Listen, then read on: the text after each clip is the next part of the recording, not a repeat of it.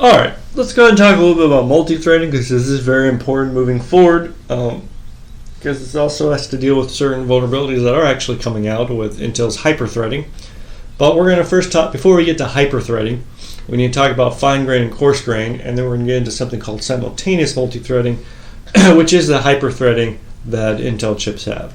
So fine grain is you switch between threads every cycle, and coarse grain is only on a long stall. Okay, what's going on here? The idea is you have a processor, it might be a single core, but it can have multiple threads of execution running in parallel, and we want to be able to switch between the threads that are running on the chip while the processor is running. So this is a bit of a hybrid. This is not multi-core where you have multiple cores on the chip. This is where you have one core, but it saves the state of multiple threads on the core, and it will choose which thread it's currently executing. And there's different ways to choose which threads execute. The fine grain, which is the round robin approach, you start with one, then go to the next, then go to the next, go to the next, and then flip back to the beginning again. That was to assume 4. Coarse grains, you run one until it hits a memory stall, drop it off, go to the next one until it hits memory stall, drop it off, continue on. And then simultaneous multi-threading is where it tries to schedule all the different threads at the same time running through the core. The point of this is that the core usually has a lot of wasted area because the current processor or process might be doing a bunch of adds while another thread might be wanting to do multiplications, but it can't because the other thread's executing. So the point here is to try and execute as many threads as once on the core. And let's go ahead and take a look at this example because I believe that this will greatly help in understanding the difference between coarse grain, fine grain, and simultaneous multi-threading, which will be part of your homework. So we need to first understand what's going on up here before we can understand what's going on down here. So what's up here? We have our 4 different threads, A, B, C, and D. So these are the 4 threads of execution that go from top down. Let's look at thread A, which is in black. The idea here is that these 2 instructions can be scheduled by the processor at the same time because they don't have a conflict. But this instruction needs to be scheduled after those 2 due to a conflict. Then these 3 need to be scheduled after that one due to a conflict. These 2 can be executed or scheduled after those 3 because of conflict. These 4 can be executed after those. Then there's a stall for a long time, presumably from memory, until you can get to this instruction. So what this profile is how many instructions can be issued from a thread at the same time. So in this one you can issue 3, then 2, then 1, 1, 1, and then there's a stall, and then 4, 2, 2. And over here you can issue 3, there's a stall for 2 cycles, then you can issue 2, issue 1, issue 1, issue 3. And on thread D, you issue 1, there's a stall for 1 cycle, then you can issue 3, 2, 2, and then 4. Okay, so those are the profiles of the 4 different threads that are coming in. Coarse grain, you execute 1 thread until you get a stall, and then you switch to the next. Excuse me. So, and we're assuming a processor that can issue 4 instructions at the same time. So let's go ahead and start off with coarse grain. Well, coarse grain will start at thread A, issues 2, issues 1, issues 3, issues 2, issues 4. Then it hits this long stall. So it takes a cycle in order to flip to the next thread, which is this one. So 3, 2, 1, 1. And it would go 1, 1. And then once it hit this stall, it would go back to thread C. It's not shown right here because that would take a while. Hits a stall right afterwards, hit over to D. Does one instruction, hits a stall, then comes back to A. Now the point here is after all these have executed, this stall will have cleared because this stall is usually based on something external to the process, aka the memory. So it can execute this instruction and then these 3. That's into that thread. So then over here it'd start with those, then these 2. That's into that thread, then go through this one, into that thread, go through that one. Okay, so that's what coarse grain is. Fine grain is round robin. So we go 2, then 3, then these 3, then that one, and then back to this one, back to those 2, and then it would, where's those 2? Back to those 2, and then in this example, they're only going to execute that one. This should be 2. I remember this error beforehand. And the reason why it's able to execute it is, recall, once these 3 execute, you need to wait two cycles before these two. Well, those three go, then there's one cycle for this one, okay, right here, another cycle for that, and then another cycle for these two. So by the time it gets here to execute those two cycles have passed, so there is no need for this processor to actually stall. It can just execute those two, and then it jumps back to these three right here because this stall has ended, and now we can go to those three, then it goes back to these three, back to this one, so forth and so on. So notice in the fine grain it's able to eliminate a lot of these stalls due to jumping between threads because it's just doing round robin. Alright, so fine multi-threading is able to issue these get rid of these stalls, but notice that there's still a lot of wasted spaces over here of instructions that are not being issued that possibly could be. So what simultaneous multi-threading is, it's going to start here and execute as many instructions as it can until it's full, and then go to the next clock cycle. So it issues these two, boom. Then it has two more slots, so it's going to issue these two from this thread because it can't issue this one because there's a dependency between that instruction and these two. So, or a hazard of some sort, I should say. So it issues those two, and it's full. So during the next cycle, it issues this one instruction, those three, and then that's full. So issue this one, and then jump back, issue this one, and then those two because those are possible right now. Let's see. Then it's going. This is where the processor gets interesting because it has not had enough time to for the stall to go around, so it can't issue from this thread. This stall is still there, so it can't issue from that thread. It'll go back here and realize it can issue these three instructions, so that's why it does those three and skips these two threads. Then it can issue that instruction. This stall is still occurring, so it goes over here and issues these three instructions during this cycle. And then I do not know why it skipped those two, but it did. Looks like it issued one here as well as these two next, and then those two, so forth and so on. And down here, right here, if I recall correctly, this was just issued, so there's a cycle right here. So what happens is only those two can be issued this instruction. That's why there's a hole right here, because these two threads are waiting for this stall to end, but only these instructions right here can be executed from those two threads. So there is still a spot that's not being utilized here. But as you can see pictorially, the SMT is way better at utilizing all the different instructions that can be issued inside of this processor. Alright, hopefully that made some sense. If not, go ahead and review Chapter 6 or ask me inside of Discord. So this is called multi-threading.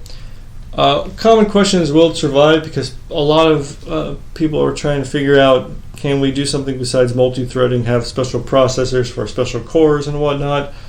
So far, no one's been able to really come up with a better scheme in order to utilize these different cores. So the answer is, are we still using something like this? Yes, because Intel's chips are still hyper-threaded.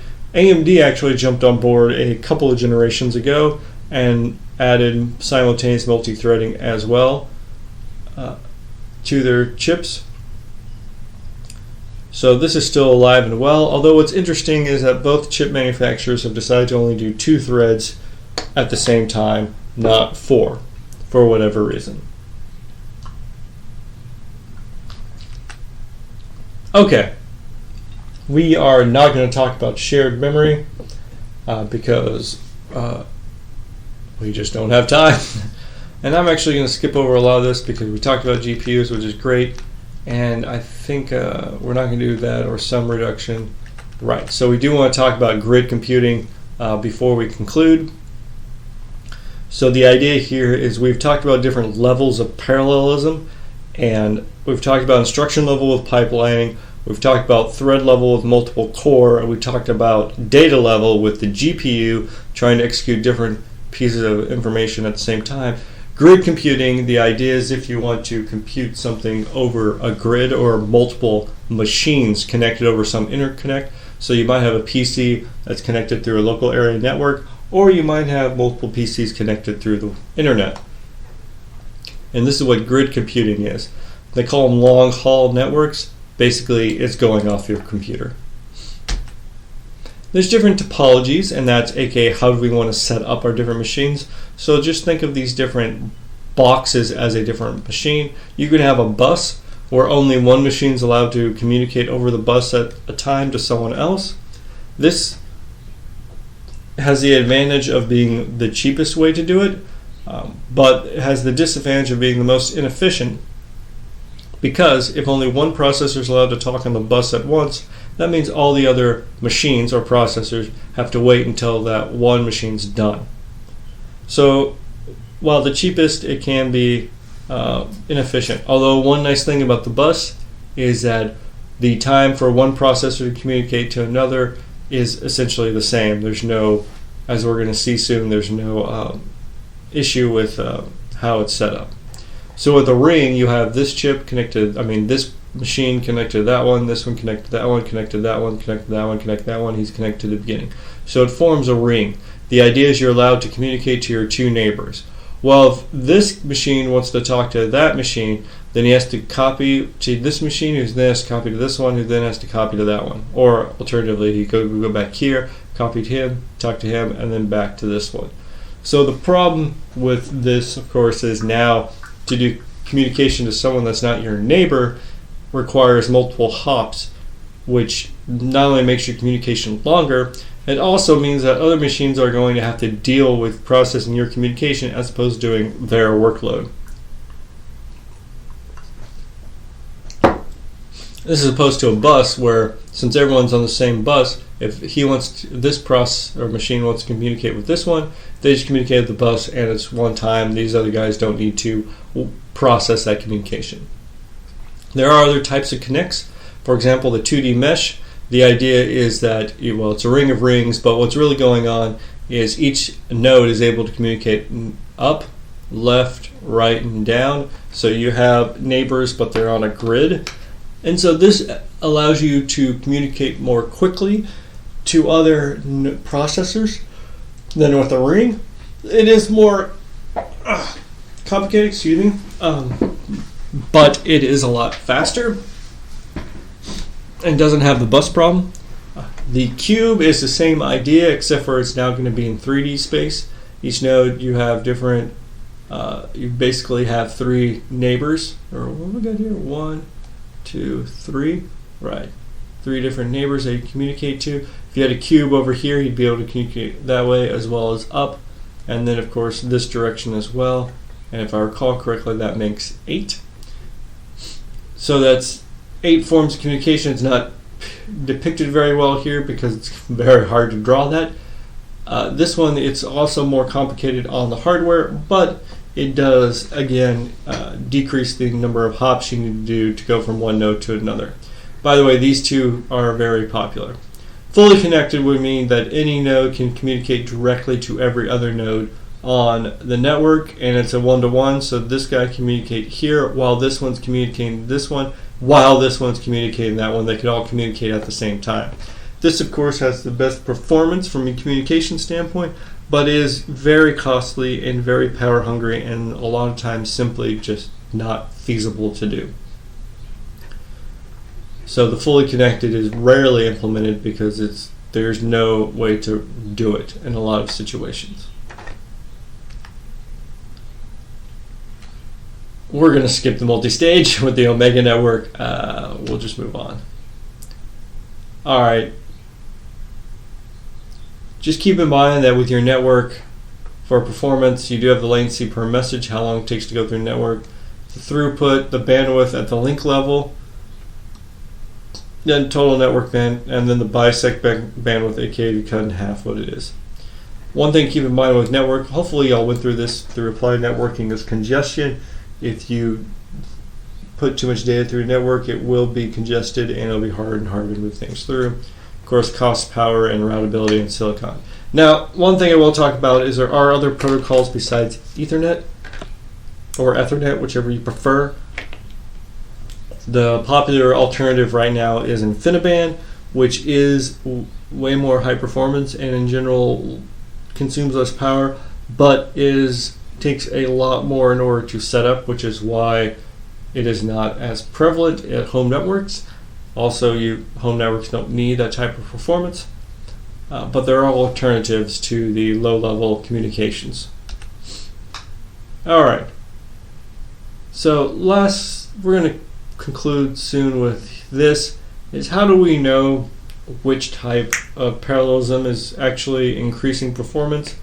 Well, as I said before, we just get a bunch of benchmarks. Here you go. And then we run them and see if we get anything faster. So LinPack, spec rate, Splash, NAS, which is the NAS Advanced Suite for Fluid Dynamics, Parsec as well, using pthreads and OpenMP.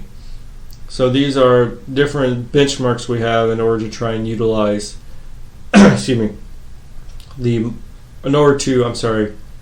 characterize and evaluate the performance of our different architectures. Hopefully someone will go ahead and do OpenMP.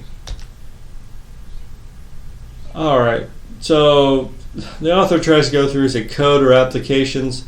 Well, I don't think there's really a big reason to make a division here. Traditional benchmarks are fixed code with data sets. Parallel programs, yeah, they're evolving. And we are trying to come up with different parallelism. Is it code or application, where application is an entire type like a simulation, while the code might be some piece or kernel of it. All right, before we conclude, I'm not going to go too much into this due to time, but a lot of people like to use gigaflops. That's what was it, billion floating point operations per second, in order to talk about the performance. And we're just going to stick with that. There are better ways to do it, but for now, we'll just say that that's what the gigaflop is. And that's all we're going to talk about for Chapter 6. On Tuesday, we're going to do our presentations. Please, again, get those presentations done early so I can at least review them and have questions for you during class time next week. Make sure you are on Discord at least at some point during the class time, so I can go ahead and knock out these questions for each of you. All right, that is all for today. I will go ahead and put up some Scrub Dude cards momentarily.